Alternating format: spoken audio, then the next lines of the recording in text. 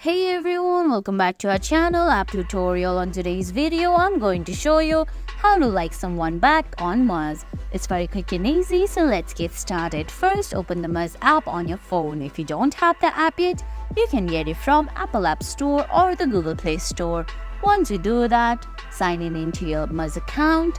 Then on your screen, you can see options like Marries, Explore, Chat and Menu. You have to go to So now under Explore, you can see options like Liked You, Visited You, Favorite, Past and Liked. All you have to do is go to Liked You, then see who has liked you, then open their profile.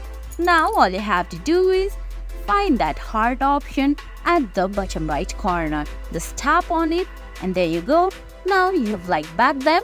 And guys, that's it. That's how you like back someone on Muzz. I hope you found this video helpful. If you did, please give it a thumbs up, leave a comment, subscribe to our channel and hit that bell icon. See you in the next video. Thanks for watching.